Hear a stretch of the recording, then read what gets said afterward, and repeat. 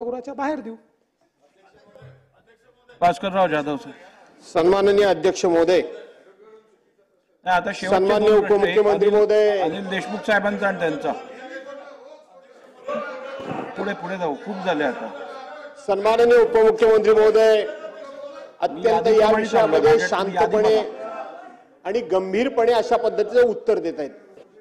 मी आपल्या एक बाब लक्षात आणून देऊ इच्छितो की अशाच प्रकारे मला वाटतं राजस्थानमध्ये आपलं राजस्थान राज्याचं विधिमंडळाचं अधिवेशन सुरू आहे आणि त्या राजस्थान विधिमंडळामध्ये सुद्धा हाच विषय मोठ्या गांभीर्याने चर्चेला गेला आणि त्याच्यामध्ये उपमुख्यमंत्री महोदय अशी एक बाब समोर आली की मुळामध्ये हे जरी नोकरी विषयक पेपर फुटीचा विषय असला तरी याची सुरुवात ही 10वी 12वी किंवा शैक्षणिक वर्षापासून सुरू होते।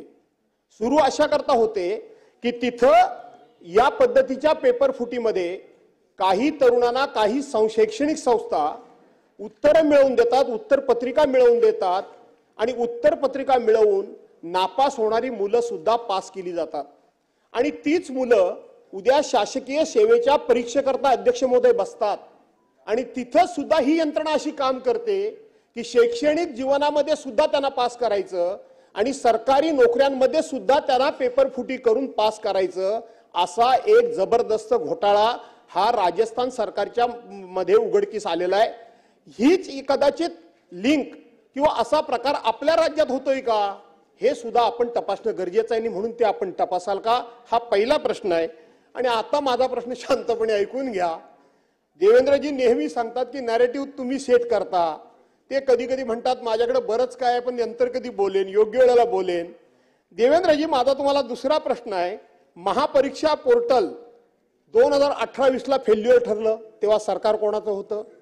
मुंबई पोलीस पेपर फुटी 2022 ला झाली, तलाठी पेपर फुटी 2023 ला झाली, महानिर्मिती पेपर फुटी 2023 ला झाली, वन विभाग पेपर फुटी 2023 ला झाली, मृदसंधारण विभाग पेपर फुटी 2023 ला झाली, नगर परिषद आणि झेडपी पदांची पेपर फुटी 2023 ला झाली। आपण जे सांगता की पूर्वीच्या सरकारमध्ये सगळं घडत होतं, या कालावधीमध्ये देवेंद्रजी सरकार कोणाची होती? ही आपलीच होती आणि म्हणून सरकार कोणाचीही असू द्या, हा जो रोग लागलेला आहे ना, हा रोग दूर करण्याकरता तुम्ही जो काही उपाययोजना कराल त्याला आम्ही सहकार्य करू, कारण अनेकांच्या भविष्यावर याच्यामुळे वरवंटा फुटतोय।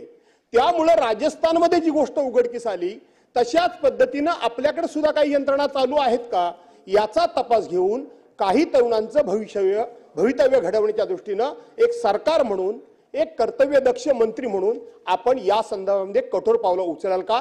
कायदा तर येईलच पण कायद्यानं हा प्रश्न सुटणार कसा नाही हे सुद्धा राजस्थानमध्ये विस्तारानं सांगितलेलं आहे। अशा 3 गोष्टींचा आपण अभ्यास कराल का असे 3 माझे अत्यंत पॉइंटेड प्रश्न आहेत। भास्करराव, मी जे फेक नरेटिव्ह सांगितलं तोच तुम्ही मांडला। सांगतो, हा व्हॉट्सअप मेसेज आणि एक पुण्याला नवीन वेबसाईट सुरू झालेली आहे आणि त्या वेबसाईटचं कामच हे आहे। नाही मी सांगतो, नाही ती पहिलेपासून पण आता ती काही लोकांनी ॲक्वायर केली आहे। गृहमंत्री आहे, माहिती सगळी असते। मी जरा शांत माणूस आहे म्हणून प्रत्येक वेळी देत नाही, पण सांगतो ही जी वेबसाईट आहे या वेबसाईटने पहिल्यांदा हे त्या ठिकाणी टाकलं।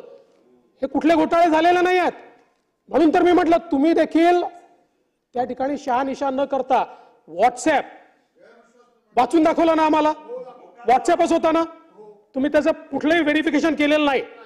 मी आता त्याच्यावर गुन्हा दाखल करणार आहे। तुमच्यावर नाही, तुम्हाला तो अधिकार आहे। ज्यांनी हा फेक नरेटिव्ह तयार केला त्याच्यावर मी गुन्हा दाखल करणार। कारण सांगतो, हाच प्रयत्न आहे या महाराष्ट्रामध्ये, काही लोक हा प्रयत्न करतायत की मुलांमध्ये अनरेस्ट कसा उभा करता येईल।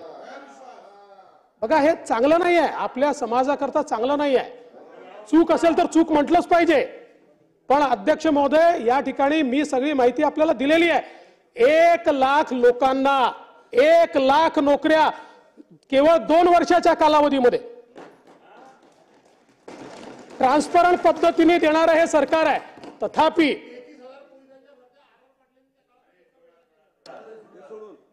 असं आहे, आता जर माझ्या काळातल्या तुम्ही म्हणाल तर मी रेकॉर्ड केलाय 50,000 होणार आहेत.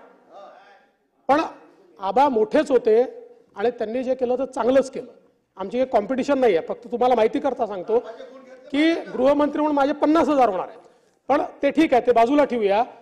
मला एवढंच आपल्याला सांगायचं आहे की आपण जे सांगितलंय 10वी 12वी वगैरे, निश्चितपणे आता आपल्या समोर मोठा चॅलेंज काय आहे तर माहिती तंत्रज्ञान याच्या प्रगतीमुळे लोक रोज नवीन नवीन डिव्हाइसेस काढतात. आता गळ्यातली जी चेन आहे त्या चेनमध्ये मायक्रोफोन असतो, चष्मा आहे, त्या चष्म्यामध्ये काहीतरी ऐकण्याचं यंत्र असतं आणि त्याच्या आधारावर बाहेर बोलून गडबड करतात. म्हणजे आता परीक्षेला येत असताना आपण जर आमचे जे हे बघितले असतील तर आम्ही त्यांना सांगतो दागिने काढून ठेवा. म्हणजे दागिने म्हणजे चेन बी नसेल तर ती तपासा, अंगठ्या तपासा, कारण कशात काय असेल हे आज सांगता येत नाही. म्हणून याचा समग्र विचार आपल्याला करावाच लागेल.